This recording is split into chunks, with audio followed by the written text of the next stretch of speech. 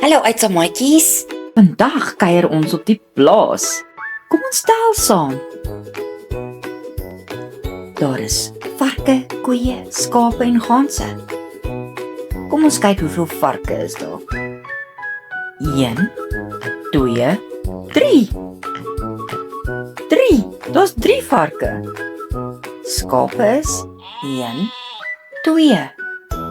Ja, daar is 2 skape. En die koei? Daar's 1. 1 koei. Kom ons kyk na die ganse. 1, 2, 3, 4. 4 ganse. Baie mooi, maats.